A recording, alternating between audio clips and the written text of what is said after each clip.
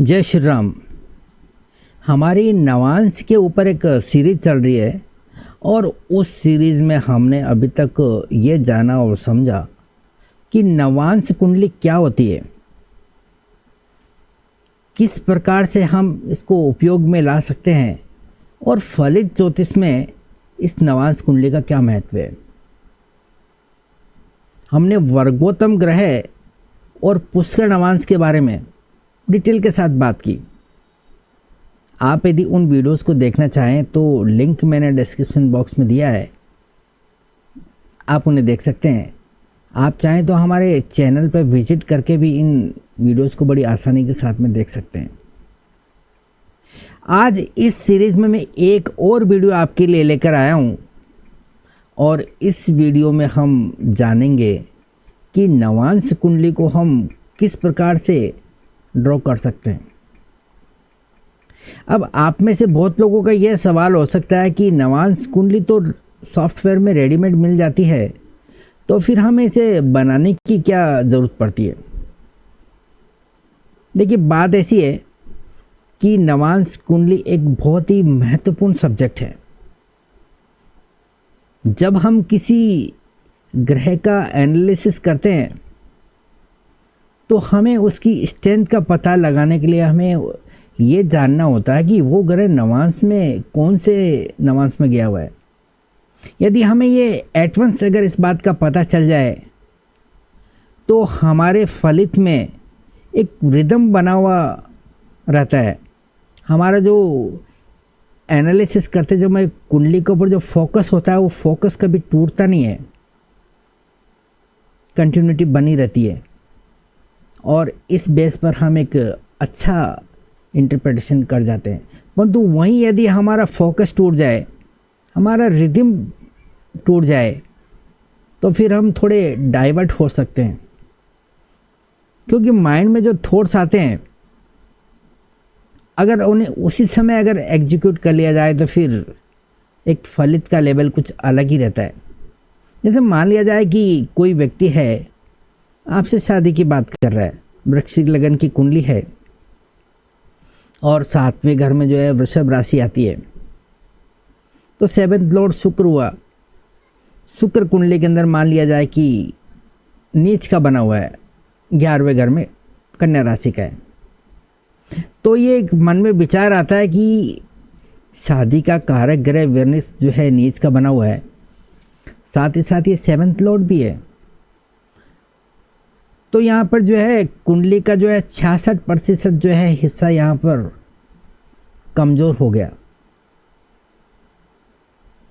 30% जो है 7th Lord के हिसाब से और 30% जो है कारक ग्रह के हिसाब से। तो ये जानने की उत्सुकता रहती है कि ये वीनस क्या वास्तव में जो है कमज़ोर है या फिर जो है कहीं ऐसा तो नहीं है कि नवांश कुंडली में इसकी ताकत बढ़ गई हो। तो हम क्या करते हैं कि ये देखते हैं कि कन्या राशि में शुक्र है और वो 15 डिग्री का है मान लिया जाए, यानी कि वो हमें पता चल जाता है कि चौथे नवांश में है। तो हमने पढ़ से क्या किया, मकर राशि से जो है चौथा गिना, तो हमारे पास में निकल के आ गया सेकंड हाउस, सेकंड राशि यानी कि वृषभ राशि। और वृषभ राशि में जो है हमें पता है कि शुक्र स्वराशि का हो जाता है। हमें बड़ी आसानी से पता चल गया कि जो जो लगन कुंडली में शुक्र नीच का दिख रहा है वो नवांश के अंदर जाके ताकतवर बन गया है। हमने तुरंत जो है दशाएं निकाली, ट्रांजिट लगाया और इंटरप्रिटेशन कर दिया। एक रिदम बना और रिदम में हम जो है बोलते चले गए। अगर रिदम टूट जाए तो फिर वहाँ इंटरप्रिटेशन के ऊपर बहुत बड़ा फर्क आ जाता है। और अगर हमें ये कुंडली बनाना आता है तो हमें इसके मूल बेस का पता चल जाता है कि ये किस आधार पे बनती है, इसका बेस क्या है, भले हम इसका यूज करें या नहीं करें। साथ ही साथ कभी कभी ये भी होता है कि हमारे पास ना तो सॉफ्टवेयर होता है और ना ही नवांश कुंडली बनी हुई होती है। हमें बस ग्रह पता होते हैं और ग्रहों की डिग्री पता होती है, बस इतना काफ़ी है। इन दो चीज़ों के आधार पर हम बड़ी आसानी से जो है ये पता लगा सकते हैं कि ये ग्रह नवांश कुंडली में कौन सी नवांश में गया हुआ है, और हम अपने इंटरप्रिटेशन के लेवल को बड़ी आसानी से जो है ऊंचा कर सकते हैं।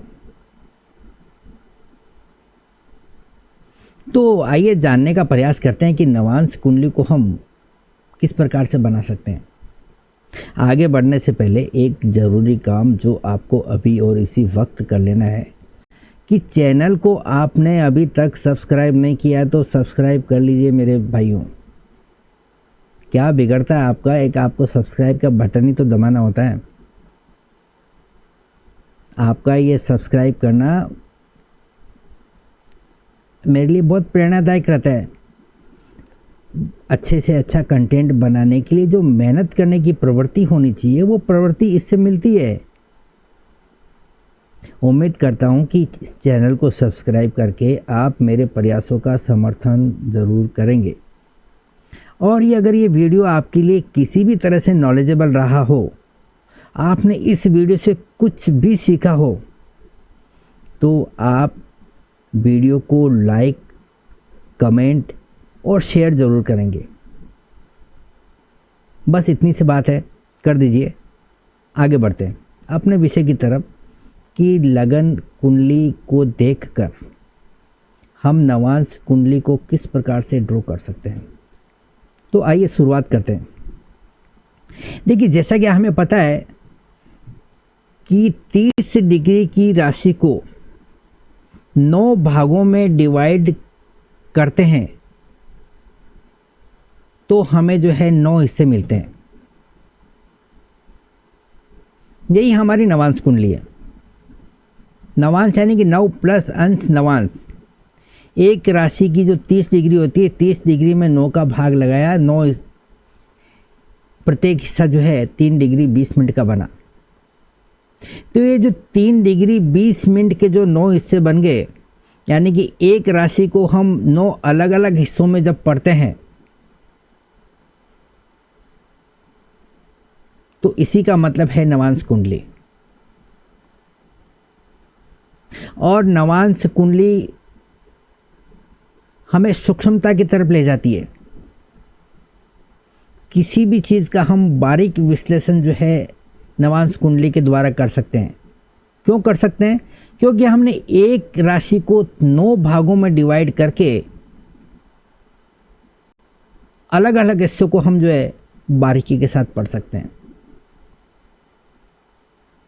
तो ये हमारी जैसे 30 डिग्री राशि है, इसमें हमने 9 हिस्से करने के बाद में ये देखिए, जो 0 डिग्री से लेकर 3 डिग्री 20 मिनट तक जो पहला हिस्सा आया उसे हम पहला नवांश कहेंगे। 3 डिग्री 20 मिनट से लेकर 6 डिग्री 40 मिनट तक जो हिस्सा आता है उसे हम दूसरा नवांश कहेंगे। और 6 डिग्री 40 मिनट से 10 डिग्री के बीच जो हिस्सा आता है उसे हम तीसरा नवांश कहते हैं। ठीक इसी प्रकार से 10 डिग्री से 13 डिग्री 20 मिनट तक ये चौथा नवांश होता है। 13 डिग्री 20 मिनट से 16 डिग्री 40 मिनट तक ये पांचवा नवांश हमें देखने को मिलता है। 16:40 से लेकर 20 डिग्री तक छठा नवांश, और 20 डिग्री से लेकर 23 डिग्री 20 मिनट तक ये सातवां नवांश हमें देखने को मिलता है। 23 डिग्री 20 मिनट से 26 डिग्री 40 मिनट तक ये आठवां, और 26 डिग्री 40 मिनट से लेकर 30 डिग्री तक ये लास्ट नवांश आता है, 9वां नवांश। तो इस प्रकार से हमें ये 9 नवांश मिल गए। इन्हें आपको ध्यान में रखना है, और हो सके तो आपको इन्हें याद ही कर लेना है, क्योंकि आप बार बार टेबल को देखेंगे तो आपका रिदम टूट सकता है। इन्हें जो है आपको जमाने याद कर लेना कि पहला नवांश कौन सा है, दूसरा कौन सा है, तीसरा कौन सा है, क्रमवार से। जैसे ही आप ग्रहों की डिग्री आप देखें तो आपको तुरंत मालूम चल जाना चाहिए कि ये कौन सा नवांश जो है इसमें होगा। अब हमारे पास में हम राशियों की बात करते हैं। हमारे पास 1 से लेकर जो है 12 राशियां होती है, मेष से लेकर मीन तक। इन राशियों को हम 4 हिस्सों में डिवाइड करते हैं। पहला भाग है अग्नि तत्व की राशियों का, फायर एलिमेंट, और इस फायर एलिमेंट में आती है आपकी मेष, सिंह और धनु राशियां, 1, 5 और 9 नंबर की राशियां। पृथ्वी तत्व की राशियां 2, 6, 10, इन्हें हम अर्थ एलिमेंट की राशियां भी कहते हैं। इसके बाद आती है वायु तत्व की राशियां, एयर एलिमेंट्स, और ये एयर एलिमेंट्स के अंदर राशियां आती है मिथुन, तुला और कुंभ, 3, 7 और 11 नंबर की राशियां। और लास्ट में आती है जल तत्व की राशियां 4, 8, 12, कर्क, वृश्चिक और मीन। तो इस प्रकार से हमें 12 राशियां जो है 4 भागों में देखने को मिलती है। अब इनमें से जो है 1, 4, 7, 10 जो राशियां होती हैं इनको हम चर राशियां कहते हैं। अब ये जो 3-3 का जो ग्रुप आया उसमें से चर राशि हमें अलग कर लेनी है। जैसे 1, 5, 9 में जो है 1 नंबर की राशि है वो चर राशि हो गई, ये हमारे लिए काम की राशि है। ये हमारे लिए नवांश कुंडली ड्रॉ करने में सबसे ज़्यादा महत्वपूर्ण राशि है। ठीक इसी प्रकार से अर्थ एलिमेंट में जो है 2, 6, 10 ये 3 राशियाँ आती है, और इन 3 राशियों में हम बात करें तो 10वें नंबर की राशि यानी कि मकर राशि जो है चर राशि में आती है। तो इस ग्रुप में हमारे पास जो है मकर राशि सबसे ज़्यादा महत्वपूर्ण है। और वायु तत्व की बात करें तो वायु तत्व में 3, 7 और 11 ये 3 राशियाँ आती है। इन तीनों में से तुला राशि वायु चर राशि है, तो ये तुला राशि हमारे लिए महत्वपूर्ण हो गई।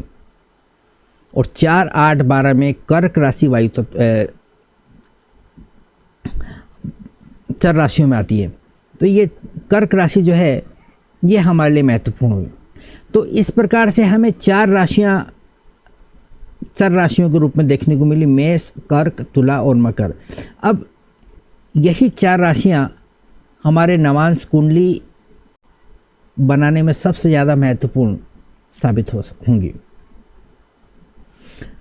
अब आइए हम नवांश कुंडली को बनाने की शुरुआत करते हैं। देखिए, सबसे पहले हम लगन की बात करते हैं। लगन बना तो फिर हम बाकी के ग्रहों को बिठाना हमारे लिए आसान हो जाता है। तो देखिए, मिथुन लगन की कुंडली है और इस कुंडली में लगन 12 डिग्री का है। अगर हम 12 डिग्री की बात करें तो 12 डिग्री के ऊपर ये देखिए, ये चौथा नवांश आता है, ठीक है ना। तो ये चौथा नवांश हमें ध्यान में रखना है, ठीक है। और ये लगन कौन सी राशि में आ रहा है? मिथुन राशि में। मिथुन यानी कि वायु तत्व की राशियां, ये आपके वायु तत्व की राशियां। वायु तत्व की राशि में यदि हमारा लगन है तो हम नवांश की काउंटिंग कहां से शुरू करेंगे? जैसा कि मैंने आपको बताया पहले, यहाँ पे तुला राशि चर राशि है और इस तुला राशि से ही हम काउंटिंग की शुरुआत करेंगे। लगन की डिग्री 12, 12 यानी कि चौथा नवांश, ठीक है। अब यहाँ हम तुला राशि से जो है 4 तक गिनेंगे, ठीक है। तुला राशि से हम 4 तक गिने तो आप देखिए कौन सी राशि आती है, 1, 2, 3 और 4, मकर राशि। तो हमने ये लगन के अंदर जो है मकर राशि लेके आ गए, मकर लगन हमारा तैयार हो गया। ये हमारे जो है सबसे पहला काम। ओके, एक बार मैं रिपीट कर देता हूं। हमें सबसे पहले लगन ड्रॉ करना है। लगन के अंदर डिग्री है 12, तो हमें इस टेबल के अंदर देखना है कि 12 डिग्री जो है कौन से नवांश में आती है। ये 10 से जो 12 वाला जो सेगमेंट है इसके अंदर हमारा चौथा नवांश है, इसमें ये 12 डिग्री हमें देखने को मिली। तो ये हमारे लिए सबसे महत्वपूर्ण हो गया चौथा नवांश। ठीक है, यहाँ तक समझ में आया। अब हम बात करते हैं राशियों की। लगन कौन सी राशि में है? मिथुन राशि में। तो मिथुन राशि जो है वायु तत्व की राशि है। हमने देखा यहाँ वायु तत्व की राशियों को, तो वायु तत्व की राशियों में हमें काउंटिंग शुरुआत करनी है तुला राशि से। तो हमने तुला राशि से जो है 4 तक गिना। क्यों? क्योंकि जो है ये हमें चौथा नवांश मिला है। तो तुला से हम 4 गिनेंगे तो 1 2 3 और 4, ये मकर राशि आई। तो हमें ये लगन मिल गया हमारा मकर। ये काम हुआ हमारा पहला काम। अब हम एक एक करके सभी ग्रहों को इस कुंडली में प्लेस कराएंगे। यहाँ पे केतु को देखिए, केतु की डिग्री कितनी है? 12। तो हमें सबसे पहले देखना है कि 12 डिग्री में कौन सा नवांश जो है आता है। ये 12 डिग्री में चौथा नवांश। ठीक है, अब आपको देखना है कि केतु को राशि कौन सी मिली है। केतु बैठा है आपका कन्या राशि में। तो हमारा दूसरा काम है कि हमें जो है कन्या राशि का जो तत्व है वो हमें पता लगाना है। जैसा कि हम सभी को पता है कि कन्या राशि जो है पृथ्वी तत्व की राशि है, तो हम सीधा पृथ्वी तत्व वाले ग्रुप में गए। तो पृथ्वी तत्व की राशि में यदि कोई ग्रह बैठा हो तो हमें नवांश को काउंटिंग करने की शुरुआत मकर राशि से करनी है, मकर नवांश से। तो हम मकर से यदि इस चौथे नवांश तक जाएंगे तो हमें कौन सा नवांश मिलेगा वो आप देखिए। ये मकर राशि, ठीक है ना। यहाँ से हम चौथा गिना, 1 2 3 और 4, ये हमें मिला 4th हाउस। तो हमने क्या किया, इस 4th हाउस में हमने ये केतु को बिठा दिया। ठीक है, ये हमारा एक ग्रह 4th हाउस में बैठ गया। अब हम बात करते हैं यहाँ पर गुरु की। तो यहाँ गुरु की राशि देखिए आप, गुरु की आप जो है डिग्री देखिए। गुरु 11 डिग्री का है और 11 डिग्री में कौन सा नवांश आता है ये हमें चेक कर लेना है। तो यहाँ आप देखिए 11 डिग्री जो है ये चौथे नवांश में आती है। तो ये चौथा नवांश हमारे लिए जो है महत्वपूर्ण हो गया गुरु की दृष्टि से। अब हमें देखनी है राशि। गुरु कौन सी राशि में बैठा हुआ है? कन्या राशि में। और कन्या राशि कौन से तत्व की राशि है? पृथ्वी तत्व की। हम गए पृथ्वी तत्व वाले ग्रुप में। यहाँ पर पृथ्वी तत्व की नवांश की शुरुआत हम कहाँ से करेंगे? मकर से। तो मकर से हमने 4 तक गिना हमने, तो हमारा कौन सा नवांश आया? मकर से 1 2 3 और 4। फिर हमें ये बृहस्पति मिला, तो हमने बृहस्पति को जो है यहाँ पर ये चौथे घर में बिठा दिया। अब हम बात करते हैं इस मंगल की। मंगल देखिए यहाँ पर 7 डिग्री का है और 7 डिग्री में हमें कौन सा नवांश देखने को मिलता है? यहाँ पे आप डिग्री को देखिए, 6 डिग्री 40 मिनट से लेकर 10 डिग्री के बीच में ये तीसरा नवांश आता है। तो ये तीसरा नवांश जो है हमारे लिए महत्वपूर्ण हो गया इस मंगल की दृष्टि से। अब हमें राशि देखनी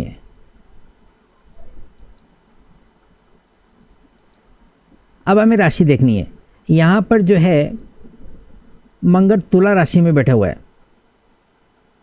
और तुला राशि जैसा कि हमें पता है वायु तत्व की राशि है।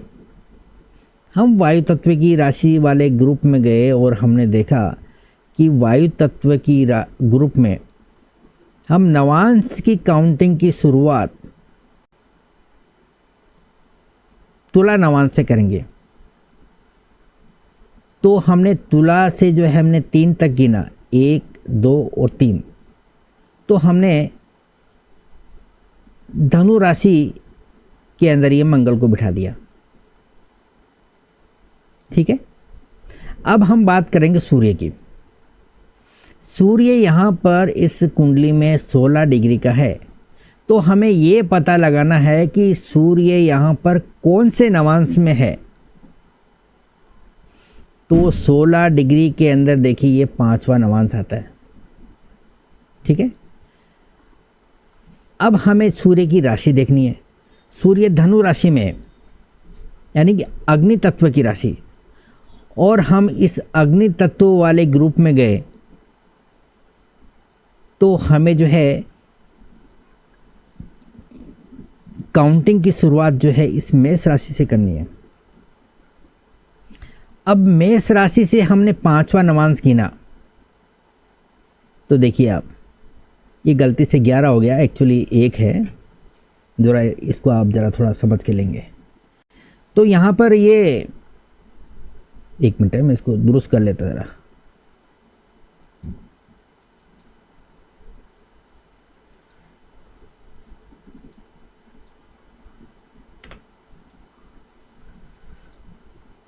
ठीक है, तो यहाँ हमने ये मेष से जो है हमने 5वां गिना, तो 1 2 3 4 और 5। तो ये 8वें घर के अंदर सिंह राशि आई। इस सिंह राशि के अंदर हमने यहाँ पर सूर्य को बिठा दिया। ठीक है, अब हम बात करेंगे बुध की। बुध की डिग्री हमें मिली है 11। तो 11 डिग्री जो है हमें कौन से नवांश में मिलती है? ये चौथे नवांश में। और हमें जो है बुध की राशि कौन सी है?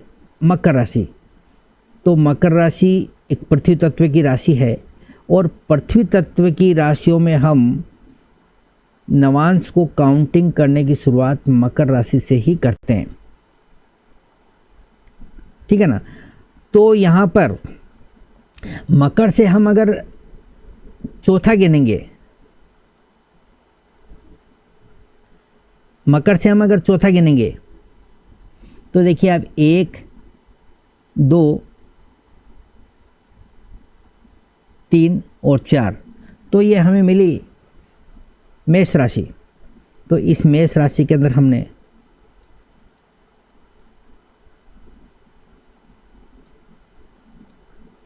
ये बुध को बिठा दिया। ठीक है, अब हम बात करते हैं शुक्र की।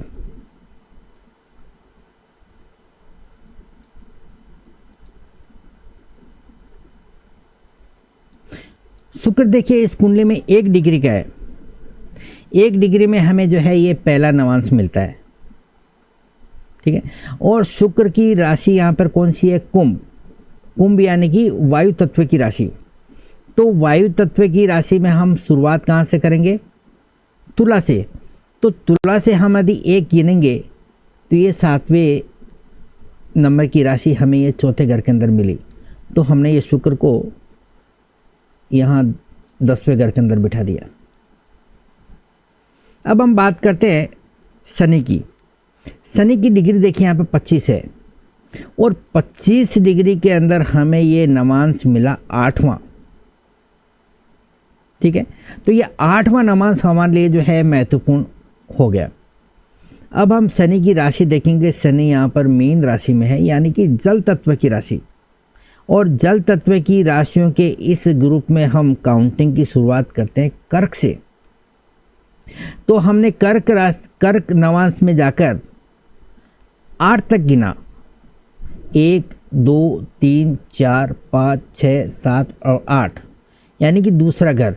तो इस दूसरे घर में हमने शनि को बिठा दिया। ठीक है, अब बात करते हैं राहु की। अगर हम राहु की बात करें तो राहु यहाँ पर 12 डिग्री पर है, यानी कि चौथे नवांश में। और यहाँ पर राहु को राशि कौन सी मिली है? मीन। मीन राशि यानी कि जल राशि, जल राशि वाले इस ग्रुप में हम जाएंगे तो हमें पता चलता है कि हम काउंटिंग की शुरुआत कर्क राशि से करेंगे। तो कर्क राशि से हम अगर 4 गिनेंगे तो देखिए 1 2 3 और 4 यानी कि 10वां घर।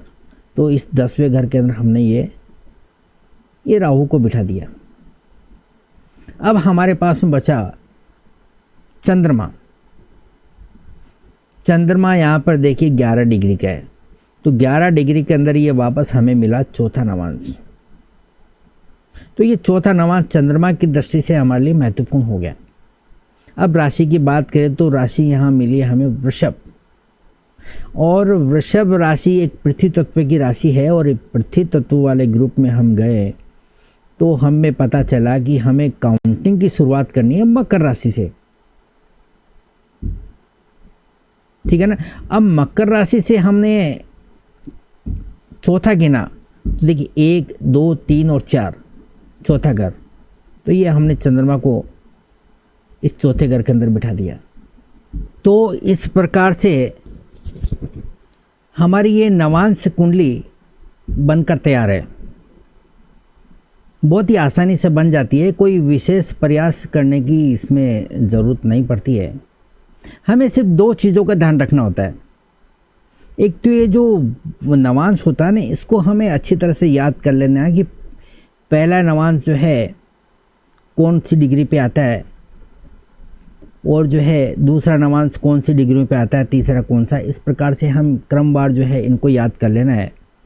और साथ ही साथ जो है ये जो राशियों के तत्व है, उस तत्व के आधार पर हमें राशियों का वर्गीकरण करके हमें जो है चर राशियों को ध्यान में रखना है, जहाँ से हमें काउंटिंग की शुरुआत करनी है। फिर हमें लगन ये नवांश कुंडली बनाने के लिए हमें जो पहला स्टेप है वो ये लेना होता है कि ग्रह की डिग्री कितनी है। वो डिग्री को हमने जो है इस टेबल से मैच किया कि वो डिग्री जो है कहाँ पे आती है, कौन सा नवांश बनता है। ये हमारा हुआ पहला स्टेप। इसके बाद में हमने देखना है कि ग्रह कौन सी राशि में बैठा हुआ है। वो राशि का तत्व हमें मालूम चल गया, और उस तत्व के अंदर हमें काउंटिंग की शुरुआत कौन से नवांश से करनी है। ये हुआ हमारा दूसरा स्टेप। फिर हमें उस पर्टिकुलर नवांश से हमें काउंटिंग शुरू करनी है। जहाँ पे काउंटिंग ख़त्म होती है वहाँ पे हमें उस ग्रह को बिठा देना, बस बात ख़त्म। नवांश कुंडली बन के तैयार।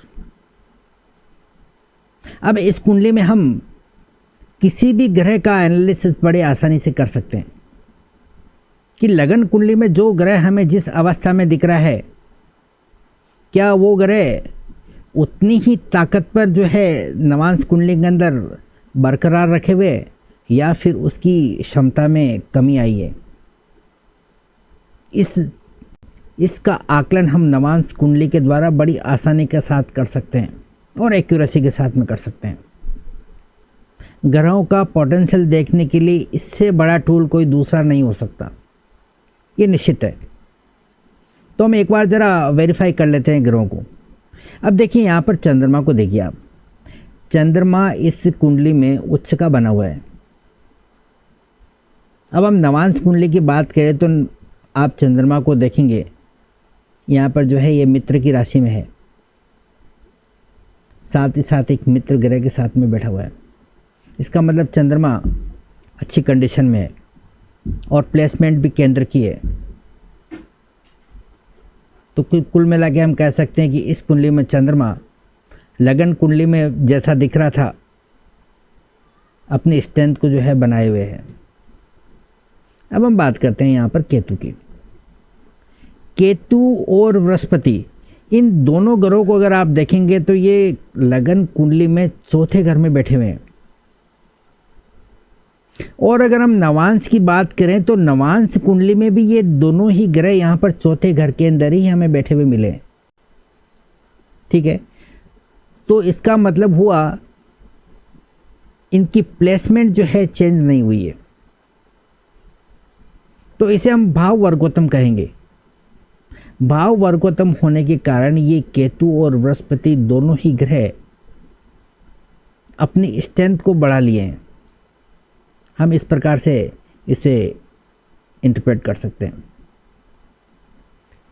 जिस स्ट्रेंथ के साथ हमें केतु और बृहस्पति लगन कुंडली के अंदर देखने को मिले, इनकी पोजीशन नवांश कुंडली में जाने के बाद और ज़्यादा बेहतर हो गई है।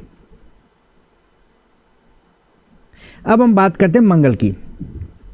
अब यहाँ मंगल को देखिए आप, यहाँ के मंगल की प्लेसमेंट की बात करें तो मंगल की प्लेसमेंट जो है त्रिकोण स्थान की है, नो डाउट अच्छी है। और हम राशि की बात करें तो मंगल यहाँ तुला राशि में बैठा हुआ है। अगर राशि के लिहाज से हम बात करें तो मंगल कोई बहुत ज़्यादा अच्छी कंडीशन में यहाँ पर नहीं दिख रहा है, परंतु यह नवांश कुंडली में देखिए, यही मंगल नवांश के अंदर जो है यहाँ पर अग्नि तत्व की राशि में चला गया, यानी कि अग्नि तत्व का ग्रह अग्नि तत्व की राशि में ही प्लेस हो गया। यानी कि मंगल की एनर्जी यहाँ पर और ज़्यादा बढ़ गई है। तो इस कुंडली में हम मंगल को एक शक्तिशाली ग्रह मानकर चलेंगे। क्यों? क्योंकि अग्नि तत्व के ग्रह अग्नि तत्व के अंदर जाकर बैठा है, तो यहाँ पर जो है एलिमेंट टू एलिमेंट जो है सिंक हो गए। अब बात करते हैं हम सूर्य की। अब यहाँ सूर्य को देखिए आप, ये सूर्य जो है अग्नि तत्व का ग्रह है और एक अग्नि तत्व की राशि में ही बैठा हुआ है और प्लेसमेंट है केंद्र की। लगन कुंडली में सूर्य एक अच्छी कंडीशन में दिख रहा है। और नवांश की बात करें तो ये जो है वापस अग्नि तत्व की राशि में ही आया है। हाँ, प्लेसमेंट थोड़ी डाउन हुई है, परंतु अग्नि तत्व का ग्रह अग्नि तत्व की राशि में ही आया है। इसका मतलब हम कह सकते हैं कि ये सूर्य यहाँ पर तत्व वर्गोत्तम हो गया है, एलिमेंट टू एलिमेंट श्रिंक हुआ है। तो यहाँ सूर्य को भी हम ठीक ठाक कह सकते हैं। परंतु ये व्यक्ति अगर 8वें घर का अगर यूटिलाइज करता है तो ये सूर्य एक अच्छी कंडीशन में माना जाएगा, शक्तिशाली सूर्य माना जाएगा। और अगर 8वें घर की अगर इसका यूटिलाइजेशन अच्छा नहीं है तो फिर ये नेगेटिव तरीके से भी जो है काम कर सकता है। हमें इस बात का जो है यहाँ ख्याल रखना होगा। अब बात करते हैं यहाँ पर शुक्र की। यहाँ शुक्र की पोजीशन आप देखेंगे तो शुक्र यहाँ एक मित्र की राशि में बैठा हुआ है, त्रिकोण भाव का प्लेसमेंट है। कुल मिला के हम कह सकते हैं कि एक अच्छी कंडीशन है।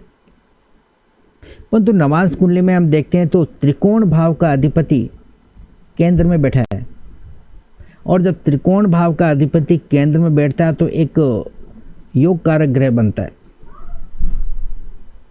और हम राशि की बात करें तो यहाँ पर शुक्र जो है मूल त्रिकोण राशि के अंदर चला गया है। यानी कि शुक्र की जो स्थिति लगन के अंदर दिख रही थी, नवांश के अंदर जाके और ज़्यादा बेहतर हो गई है, पावरफुल हो गई है।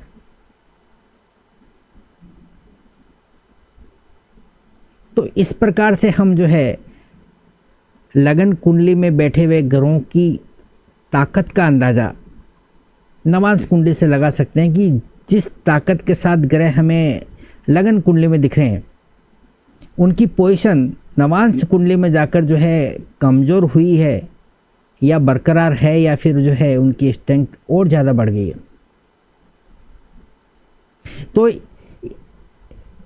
इस वीडियो में हमने नवांश कुंडली को बनाने से लेकर उनका इस्तेमाल करने का तरीका सीखा। उम्मीद करता हूँ कि ये वीडियो आपको नॉलेजेबल रहा होगा, आपने ज़रूर इससे कुछ न कुछ सीखा होगा।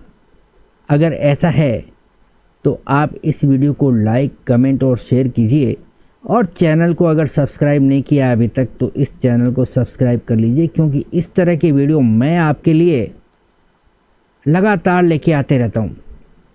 तो बने रहिए हमारे चैनल पर। मिलते हैं अगले वीडियो में नई जानकारी के साथ में।